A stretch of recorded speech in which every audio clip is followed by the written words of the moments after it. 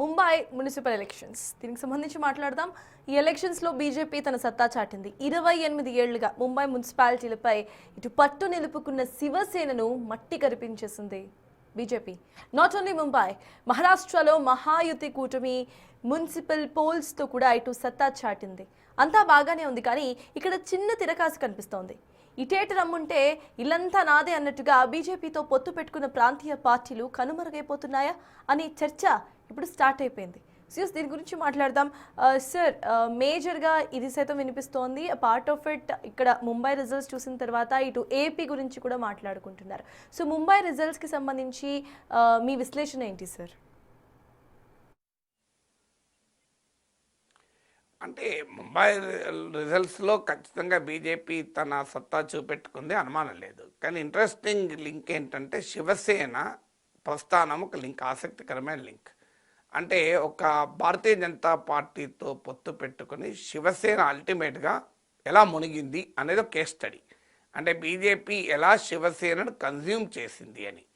So Shiv Sena వాస్తవంగా BJP కన్నా అతివాద హిందుత్వ party, అంటే మామూలు హిందుత్వం కాదు, కాస్త ముదిరిన హిందుత్వ పార్టీ అది. సో మోర్ బీజేపీతో పోలిస్తే. కానీ అది బాలాసాహెబ్ అంటే బీజేపీ ఎమర్జ్ అయినప్పుడు హిందుత్వ పాలిటిక్స్ ఎమర్జ్ కాలేదు. 80స్లో ఎమర్జ్ అయినప్పుడు గాంధేయ సోషలిజం బీజేపీ ఫస్ట్ సిద్ధాంతం. సో బీజేపీ ఫామ్ అయినప్పుడు మీరు చూడండి, అప్పుడు పేపర్లు తీసి చూడండి, మీకు కనబడతాయి. గాంధేయ సోషలిజం అనే నినాదంతో బీజేపీ ముందుకొచ్చింది. అంటే జనతా పార్టీ శిథిలాల నుంచి బయటపడ్డప్పుడు గాంధేయ సోషలిజంతో వచ్చింది. 1990స్లో Mandal commission report VP Singh ఆమోదించాక రామ్ రథయాత్ర పేరిట హిందుత్వ పాలిటిక్స్తో బీజేపీ ముందుకొచ్చింది. అఫ్కోర్స్ అంతకుముందు హిందుత్వ క్యారెక్టర్ లేదని అనడం లేదు, కానీ వాళ్ళు ప్రజెంట్ చేసింది ప్రొజెక్ట్ చేసుకున్నది బ్రాండ్ ఏంటి అనేది. సో అది దీనికి భిన్నంగా మీకు శివసేన మరాఠా అస్తిత్వవాదంతో, మరాఠా ప్రాంతీయవాదంతో మొదలై ఒక militant Maratha movement, even Telugu వాళ్ళపై కూడా భివాండిలో ఇక్కడ భారీగా దాడులు కూడా జరిగాయి ఆ రోజుల్లో. సో దాంతోపాటు హిందుత్వ కలిపి మిలిటెంట్ హిందుత్వ రూపంలో బాలాసాహెబ్ ఠాక్రే ముందుకొచ్చారు. మీకు ఇప్పటికి గుర్తు, నాకు బాబ్రీ మసీదు కూల్చినప్పుడు అందరికన్నా ముందు క్లెయిమ్ చేసుకున్నది బాలాసాహెబ్ ఠాక్రేని. ఎల్కే అద్వానీ లాంటి వాళ్ళు, వాజ్పేయి లాంటి వాళ్ళు ఇది దుర్దినము, చీకటి రోజు, ఇలా జరిగి ఉండాల్సింది కాదు అని ఉపన్యాసాలు ఇచ్చిన రోజుల్లో కూడా బాలాసాహెబ్ ఠాక్రే ఖచ్చితంగా మేమే చేశాం, కూల్చాం మసీదును అని చెప్పుకున్నాడు. సో మా శివ సైనికులే ముందు కరసేవకులుగా ముందు ఉన్నారు అని. వాళ్ళు ఉన్నారా లేదా అని డిబేట్లను వెళ్ళడం లేదు, అంత ఓపెన్ హిందుత్వతో ఉండేవారు.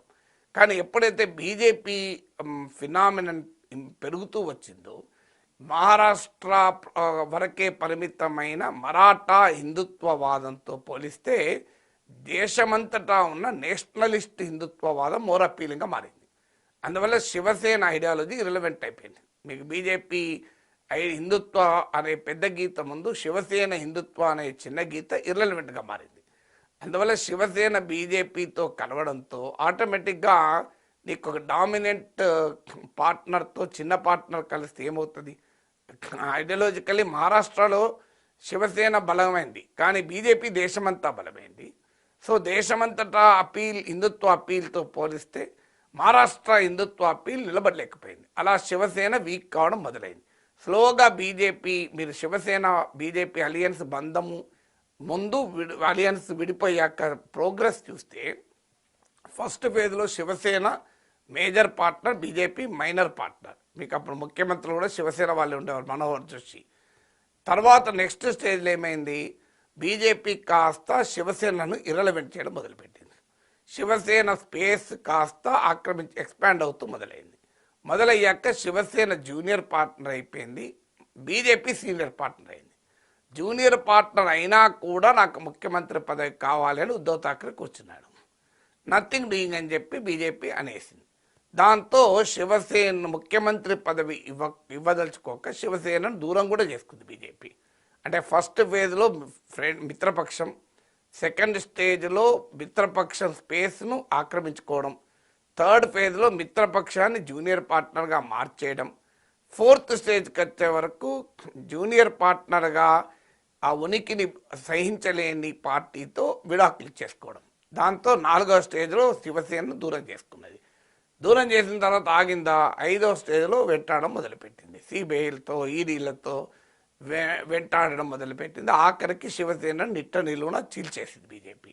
మీకు బీజేపీ దర్శకత్వంలోనే ఏక్నాథ్ షిండే తిరుగుబాటు జరిగి బీజేపీతో కలిసిపోయారు.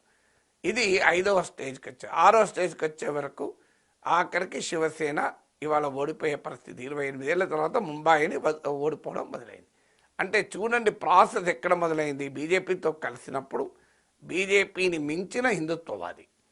సో బీజేపీతో కలిసినప్పుడు బీజేపీ కన్నా చాలా బలమైన పార్టీ శివసేన. ఇవాళ ఎక్కడుంది పరిస్థితి, 2 ముక్కలై తమకు అస్తిత్వం కొరకు వెతుక్కోవాల్సిన పరిస్థితి నెట్టివేయబడ్డది. సో పోనీయండి, ఏక్నాథ్ షిండే నాయకత్వంలో శివసేన అయినా డామినెంట్గా ఉందా అంటే అది లేదు. ముంబైలో 89 కార్పొరేటర్లు బీజేపీ గెలిస్తే 29 శివసేన షిండే వర్గం గెలిచింది. అంటే ఏ రకంగా చూసినా శివసేన ముక్కలుగా చూసినా విడివిడిగా చూసినా కలిపి చూసినా తమ డామినేషన్ కోల్పోయింది. అంటే బీజేపీతో పొత్తు పెట్టుకున్న పార్టీ ఎలా ఒక మీ క్యాండిల్ లాగా కరిగిపోతుంది బీజేపీ ప్రభావంతో. బీజేపీ వేడికి వాడికి ఒక క్యాండిల్ లాగా ఆ మిత్రపక్షం కరిగిపోతుంది అనటానికి క్లాసిక్ కేస్ స్టడీ మహారాష్ట్ర. ఇదొక మహారాష్ట్రలోనే ఉందా? మీకు ఎగ్జాంపుల్ తరతమ తేడాలతో దేశమంతటా ఉంది. జమ్మూ కాశ్మీర్లో పీడీపీ ఆర్టికల్ 370 రద్దు చేయాలనే బీజేపీతో పొత్తు పెట్టుకుంది. ఆర్టికల్ 370 కన్నా ఎక్కువ స్వయం ప్రతిపత్తి కావాలనే పార్టీ అది.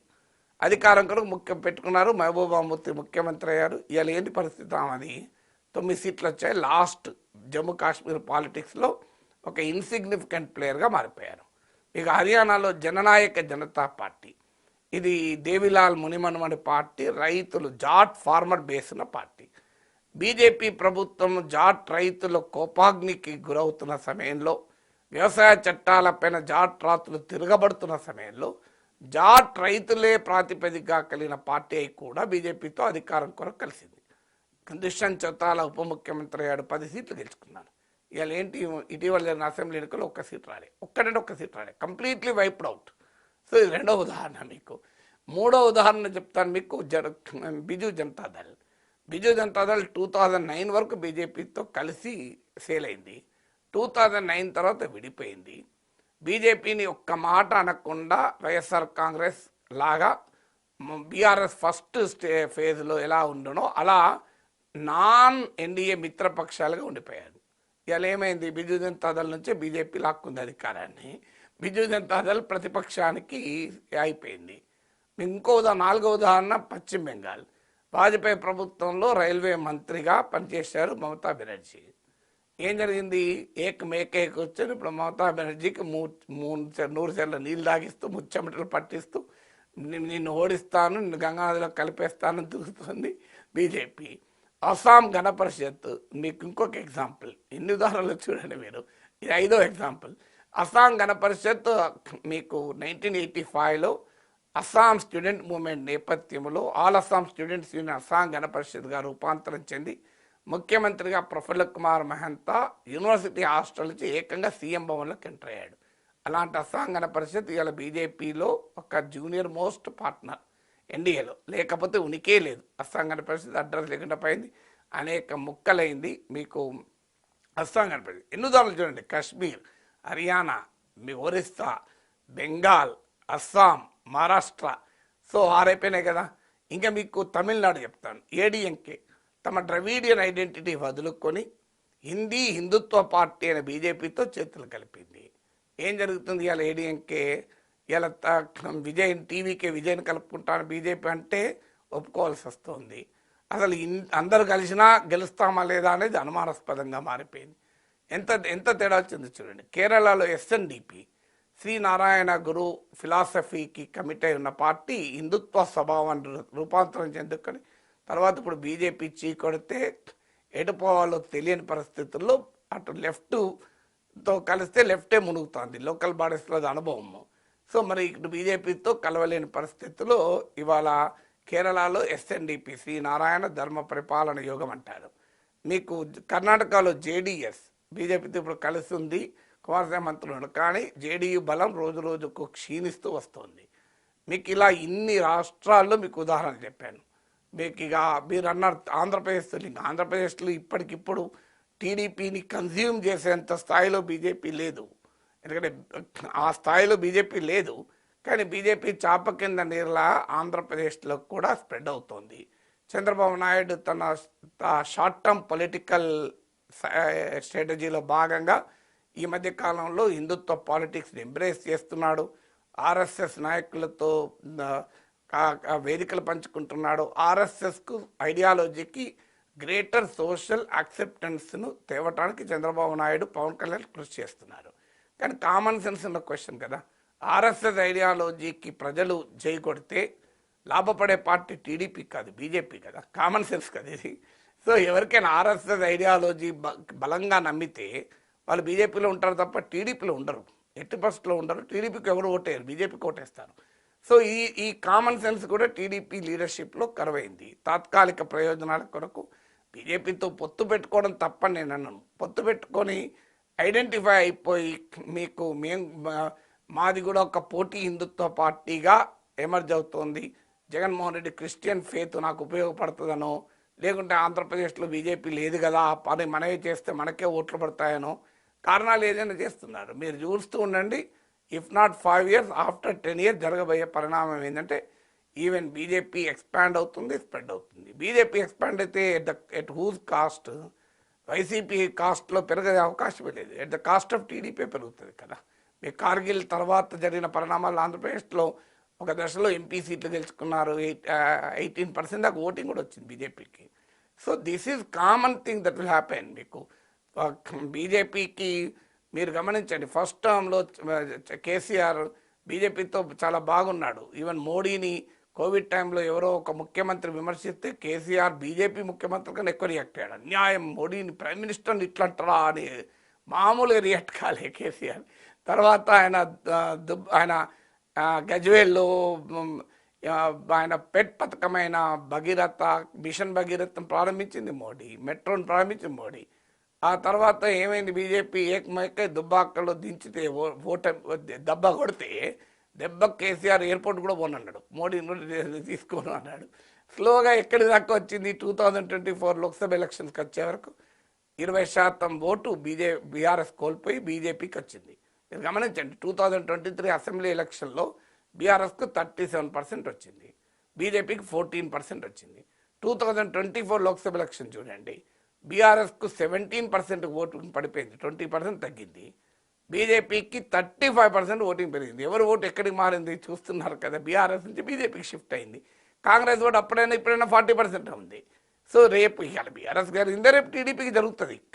ఇట్ మే టేక్ టైం అంతే. మీకు శివసేన జరిగిన అనుభవం అదే కదా. ఇప్పుడు శివసేనే కాదు, దేశమంతటా జరిగింది కదా. ఇన్ని ఉదాహరణలు చెప్పాను. ఇందులో ఏ ఉదాహరణ తప్పని ఎవరు చెప్పగలుగుతారు నాకు చెప్పండి. సో మీకు పంజాబ్ కూడా ఉదాహరణ. ఇంకొకటి శిరోమణి అకాలీదళ్ అసలు బీజేపీతో పొత్తు పెట్టుకున్నది. అర్బన్లో బీజేపీ ఉంటుంది, రూరల్లో శివసేన ఉంటుంది. హిందూ ఓటర్ బీజేపీ అకాలీదళ్ ఉంటుంది రూరల్లో. Hindu voter BJP, Sikh voter Shiromani Akali Dal అని చెప్పి అడ్జస్ట్మెంట్ బ్రహ్మాండం కుదిరింది.